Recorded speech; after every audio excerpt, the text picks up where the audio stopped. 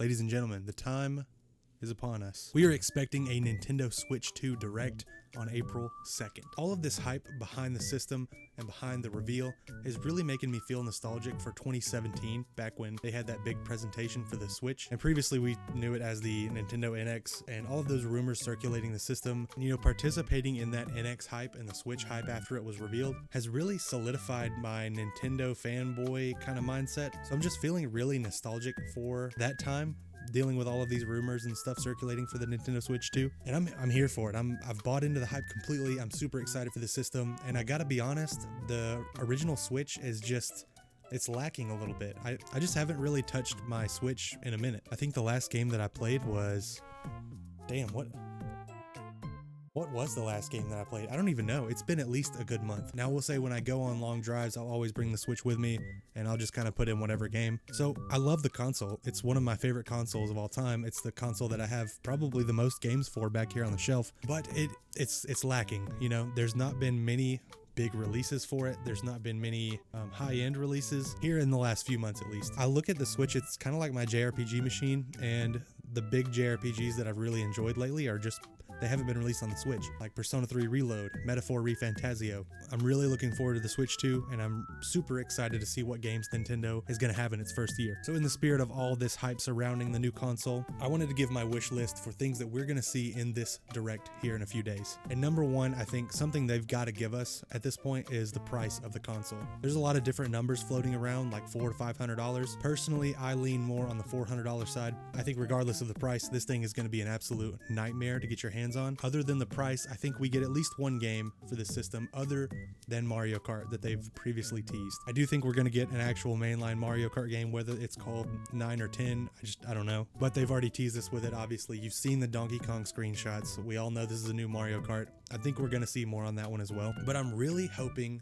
that we get a new 3D Mario game. Mario Odyssey is one of my favorite games on the Switch, and I'm just really looking forward to it. It's been way too long. I think it's been almost 7 years since we've seen that new mainline Mario. Other than Wonder, I'm talking about 3D Mario. And speaking of games, I want to see something from Atlus. As I said previously, I love their RPGs like Persona and Metaphor. Those games are great, but God, I really want to play them portably. I've been using my phone and the PlayStation Remote Play thing, but it's just not the same as having it on the actual console on a dedicated handheld. I kind of stopped playing Metaphor because of this, but I've been pushing through Persona 3 Reload. I would just love for Atlus to show up. I know that the Nintendo Atlus partnership is a lot better than it used to be, so I'm really thinking bare minimum those two games get ported over to the Nintendo Switch 2. Another thing I think we're pretty much guaranteed to hear about is how these Nintendo accounts are going to carry over to the next system. We all know that in some recent investor meetings, Nintendo has kind of talked about their focus on bringing those Nintendo accounts up to the new system and just having a seamless way for everything to carry over. And if you're a longtime Nintendo fan, you know that this has never been the case. Pretty much no matter what you bought on the Wii U, it didn't carry over to the Switch. Same thing with Wii to Wii U, nothing really carried over. I'm hoping to bring all of my purchases, which hasn't been much digitally because I buy physically, but things like Hollow Knight, I play that exclusively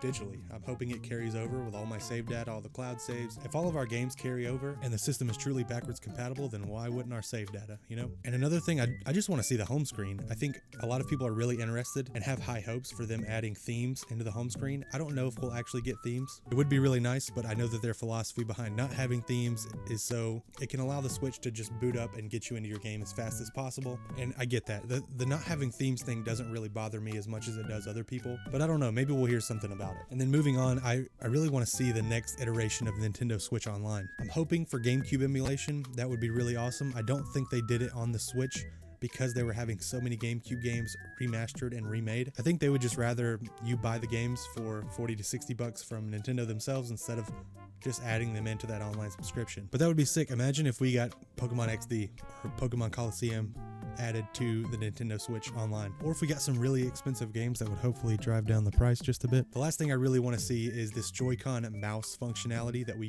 keep hearing rumors about. It's all but confirmed at this point. They've kind of teased us in that previous trailer that we got for the Switch 2. The Joy-Cons are sliding around everywhere. The handheld nature of the Switch confuses me on this. Like, if I'm playing handheld and I'm like out and about, why would I need to use a mouse? Maybe it's just an extra feature. I always prefer mouse and keyboard when I have the option, unless it's something handheld like this. But who knows what it's actually going to be. Maybe it was just some kind of visual. They were like, hey, it'd be cool if these slid around and you know, followed a little trail. If there's one thing I'm certain of, is that Nintendo fans love to overhype things and then get disappointed when it doesn't actually come to fruition. But as always, let me know how you feel in the comments. Are you excited for this Switch 2 Direct? Are you more doom and gloom? Are you of the camp that thinks that maybe this system is not going to change enough from the original Switch? You would like something completely different than what they've shown us so far? I'm super interested to hear what you guys have to say. Thank you so much for watching. Hopefully I can do more of these topical YouTube videos. I really need to make more YouTube videos. This one was super impromptu, probably going to be a little scuffed, but regardless, thank you for watching. I'll see you next time.